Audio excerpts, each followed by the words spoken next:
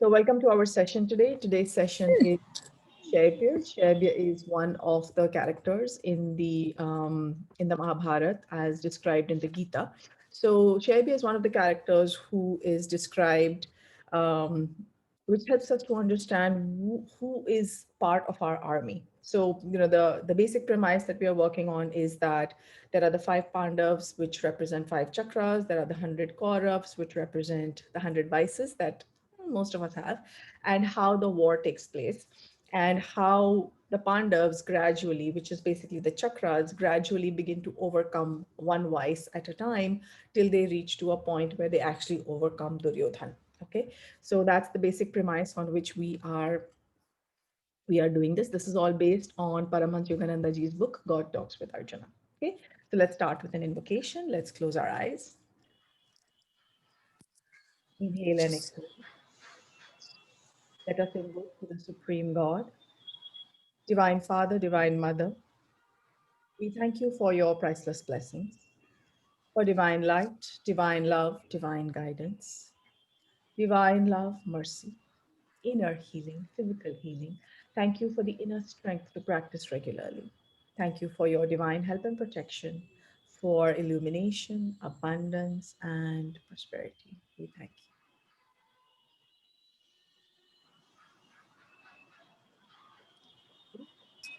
So let's start with Super Brain Yoga. This is an exercise to help balance the upper and lower chakras. Let's cross our arms in front of our chest, connect the tongue to the palate. Let's all face east. And as we inhale, we're going to do a semi squat. Priya is going to help us demonstrate. Let's start. Inhale, go down, one. Inhale, go down, two. Inhale, go down, three. Inhale, go down, four. Inhale, go down, five. Inhale, go down, six. And the last one. Let's stabilize the body, feel the energy flowing. Okay, so Shaibya. So this is again, the teachings are based on the Bhagavad Gita by Paramhans Yogananda ji and by various teachings by Master Choka Sui.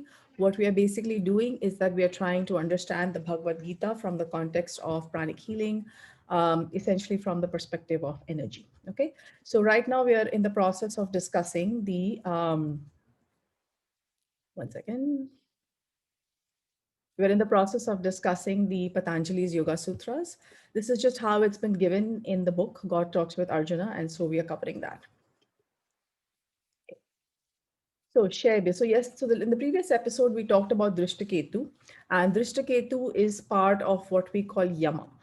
So, in Patanjali's Yoga Sutras and in yoga in general, for those of us who have done it, we are aware of Yama Niyama. So, Yama is Drishtaketu, which is thou shalt not, which means what are the things that we won't do. Now, if we also refer to the Ten Commandments by Moses, we find that a lot of them refer to thou shalt not. Then, after Moses comes the Lord Jesus, who talks about thou shall. So the focus on the message of Jesus Christ is thou shall, and the focus on the messages of Moses is thou shalt not. So one of the explanations that we have for that is that when we are children, when we are young, we are told what not to do. Don't do this, don't do this, don't touch hot things, don't get yourself dirty, yada, yada, yada. We're told a lot of things not to do. And then as we grow older, then we are given instructions on what to do. Be kind, be helpful, be generous, etc., etc. So first the don't do, then the do. So similarly, in the Bhagavad Gita also and in Patanjali's Yoga Sutras, this is how it's structured. So Drishtaketu was the previous episode. Now we're going to talk about Shaibya, which is the power of mental adherence. And this is the Niyama part. So this is the do part. So this also is interpreted as the will aspect of God. And as we understand by Master Chokosui's teachings, that will is related to Shiva, which is the will aspect of God, doing things. Now, um, as a part of Shaivya, we will discuss the army of positive self-discipline that we have. So under the Niyama, or as you can see over here, we have these five virtues, which are part of Master Chokosui's teachings on character building. And of course, we have a series going on that right now. So we have loving kindness, which means that, so last time we discussed about Yama, which was not being cruel. Now we are talking about loving kindness, which is being kind. Okay. Then we are talking about being generous. Then we are talking about being honest, being constant in what we want to do, and in moderation. So, this is our army of positive self discipline. These are the things that we are going to do. And one of the things that, growing up, there were like a lot of maxims and proverbs and things that I heard. And sometimes I found that they were actually conflicting with each other. So once I came into the school of Master Choka Sui, I found that it is much easier to practice the virtues, to understand in what order to practice them, when to practice what, and how to practice. So that's going to be our effort in this practice as well. Okay. Okay. So moving on. So so the next one that are going to talk about is Kunti Bhoj. Now, Kunti Bhoj is the father of Kunti. Kunti is the mother of the five Pandavas, right? Now, from the context of the Mahabharata, we are noticing that Kunti is killed by Drona. So again, if we go back to the descriptions provided by Paramhansa Yogananda ji, it says right posture, that is what Kunti Bhoj is represented by, is killed by habit. So what does that mean? So let's say, for example, I have a habit of sitting, like this or like this, which I do sometimes. So what that means is that because I'm in the habit of sleeping like or sitting like this, um, my posture, my right posture, which should be with my spine erect and with my chin in line with the rest of my body, that tends to get killed, right? So if you just look at it from that perspective, it is right posture is killed by habit. So one of the practices in yoga, when we do hatha yoga, and also when we do the exercises in arahatic yoga, the idea is to restore the body's posture. Because what happens is that, let's say, for example, we are in a wrong posture all the time, then what happens is that the body kind of gets hardwired in that way. So one of the purposes of yoga is to actually open those circuits, to open those energy circuits, so that the energy can flow. And so that when the energy can flow, then the body becomes healthier. Okay. So it is to restore our body to right posture by letting the body first know what is the right posture and breaking the negative patterns that have formed. Okay. So that's right. So for now, what we'll do is, again, when we do super brain yoga as well, if you may have noticed, we have talked about, crossing the arms in front of the chest and making sure that the right hand is on top. That's the right posture. So be aware of the right posture when you are sitting or standing or sleeping. Okay. Because these things, again, are part of the army that help us to gain control on ourselves. Okay. The next character that is mentioned here is Yudha Manyu. Yudha Manyu is represented by life force, pranayam. So for those of us in the pranic healing school, um, obviously prana is extremely important for us because that's what we are working with. So when we do pranayam, what we are again doing is that we are calming the emotions and the mind. Now, it's that just prana is not going to calm our emotions and mind. It is part of a practice because when we do pranayam, what we are doing is that we are focusing on the, let's say, on the air coming in and the air going out. So what that enables us to do is to stop thinking about other things because we can only think of the air that's going in and out, right? And we can't really think of other things at that time. So what it does is that it creates a distance between our multiple thoughts and the fact that we are concentrating on our breath. So when we concentrate on our breath, what we are basically doing is creating a gap. And when we create that gap, it enables us to actually calm down because for those few minutes that we actually do pranayam, our thoughts are not jumping up and down. Okay, so let's make this practical and let's do a few deep breathings. Okay, so I'd like us all to close our eyes, connect the tongue to the palate, be aware of the thoughts and emotions. Let's do the soul affirmation in this context. I am that I am. I am not the body. I am not the emotions. I am not the thought. I am the soul. So while we're doing this, let's be aware of our posture. Let's be aware that I, the soul, am controlling or taking control of my physical body. I'm going to improve my posture. I'm going to straighten my spine. So this is the Kunti Bhoj part, okay, where we are straightening our spine, keeping our spine erect, keeping our head straight. And now we move into the next part, which is Yudha Manu, which is life control or pranayam. Okay, so let's inhale deeply, hold, and exhale. hold, inhale. Now, as you inhale, just be aware of the breath and nothing else. Hold, exhale, hold, inhale, hold, exhale, hold. Let's again be aware of our body. I am not the body. I am going to control this body. Straighten your spine. Inhale, hold, exhale, hold.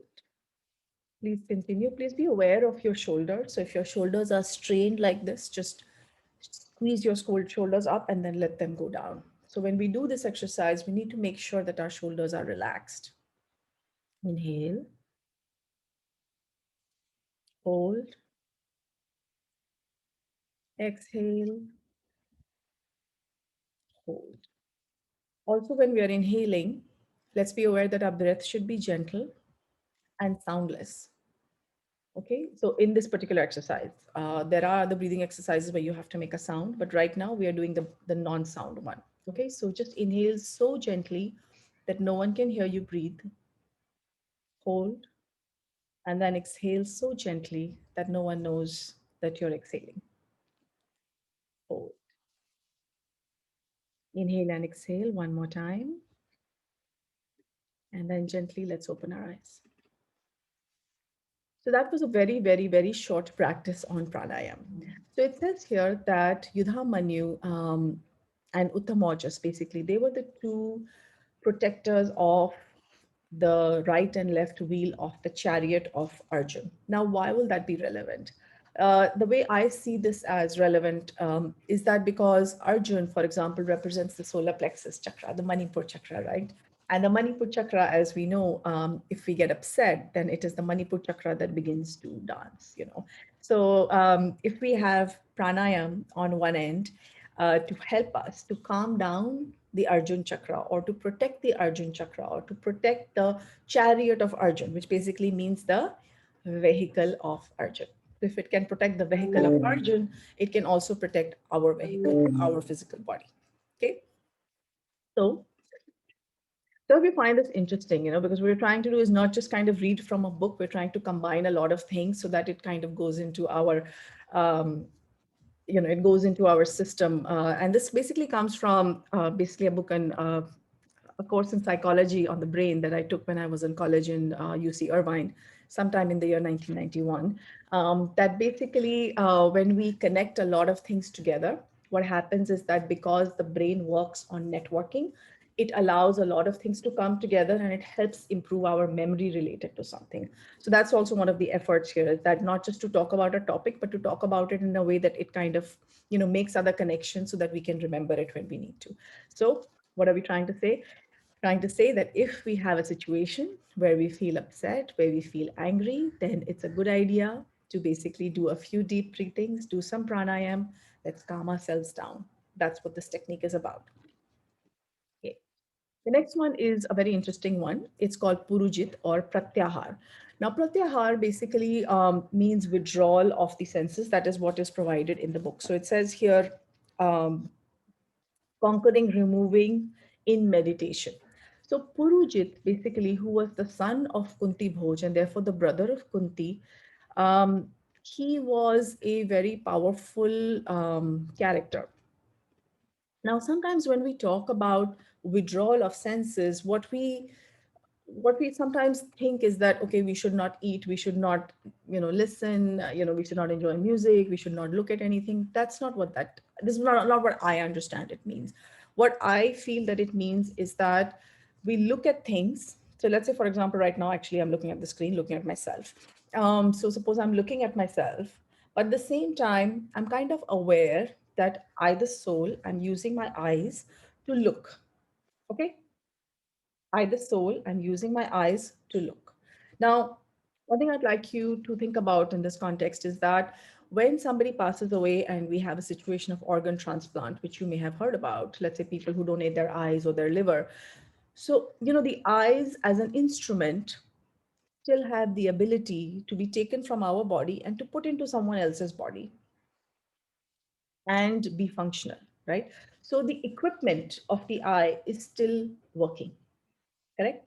If it's taken from our body, let's say when we die, and it's put into somebody else's body, it still works. So what does that mean? The fact that it still works means that it is not the eye that is doing the job of watching, right? It is the soul energy within the body that goes through the eyes and enables us to see. So to me, pratyahara basically means withdrawal in that sense. It's like I'm aware that I'm listening. So for example, let's say right now something happens in my house. I'm listening, but I'm aware that I, the soul, I'm listening to something that is some information that is coming in from my ears, but I, the soul, am not going to be affected by it right now because right now I'm conducting this session and I'm going to concentrate on this.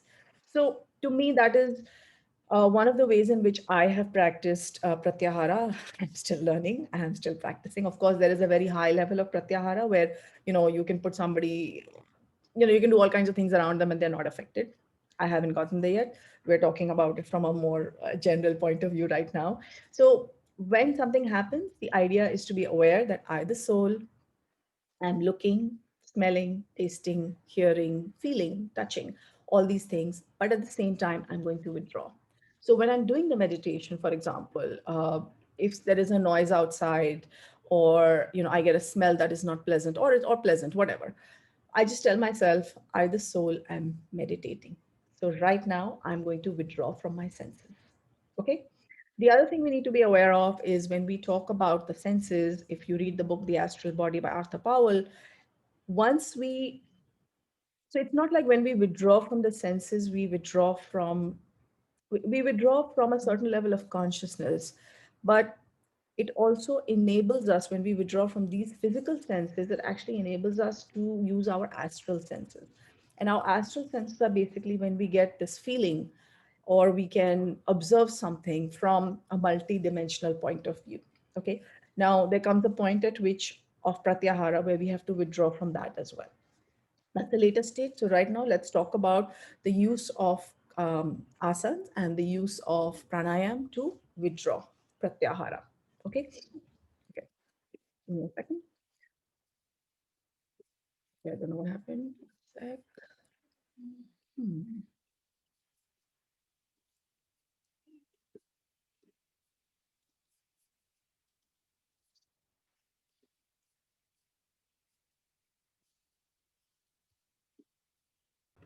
So in Shrebia, we are basically talking about what we want to do.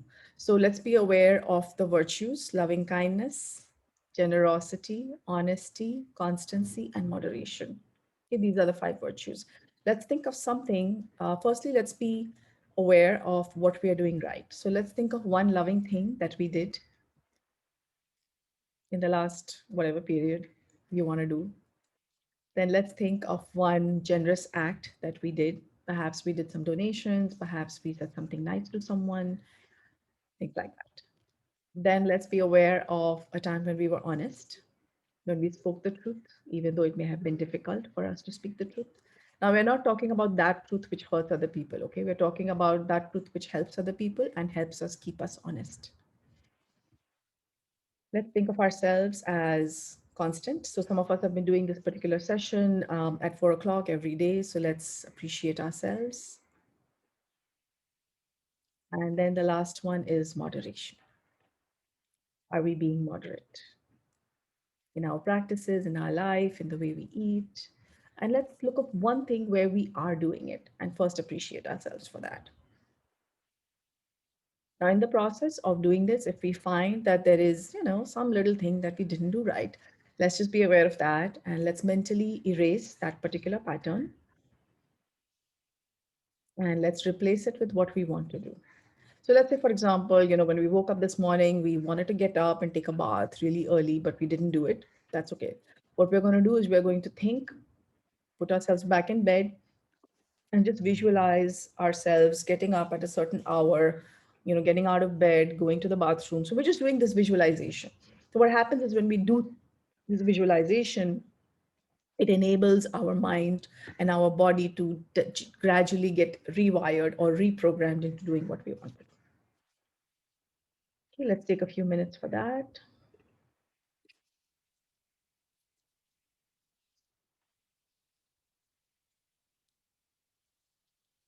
Okay, so please open your eyes and let's look at the screen. So this was basically starting from Niyama to Pratyahara is what we covered today.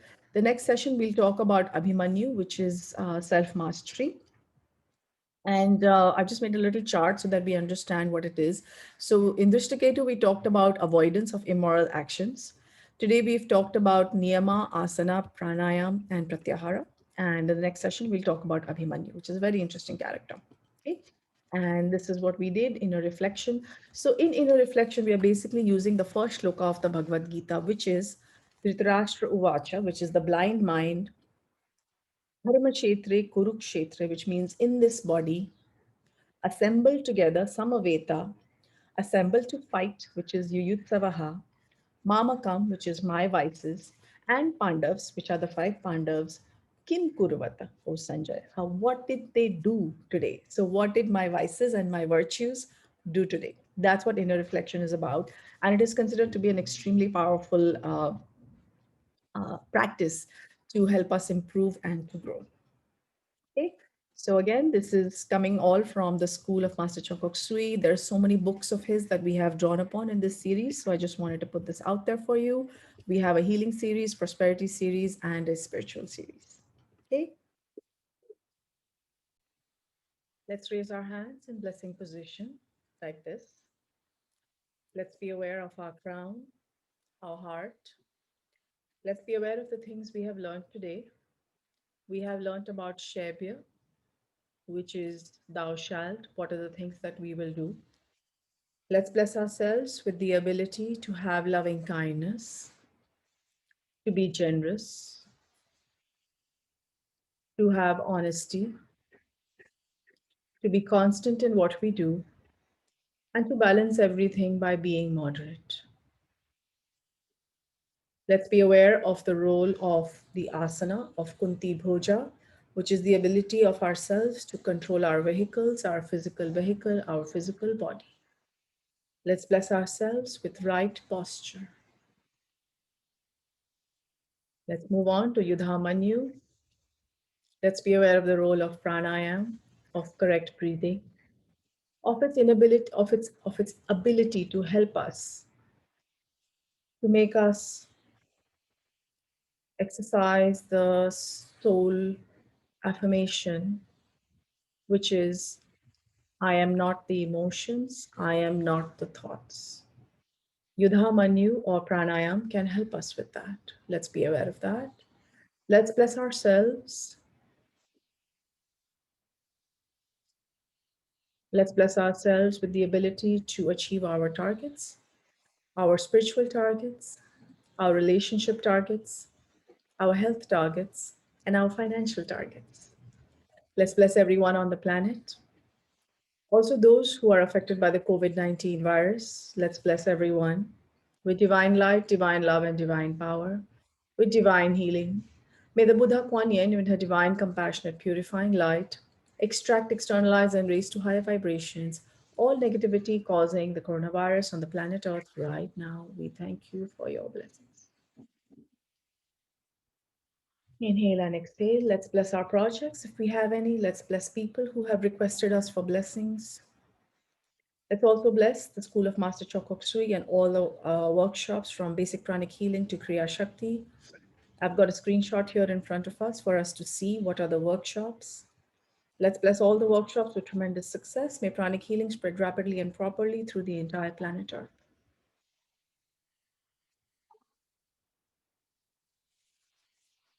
Okay, once you're done,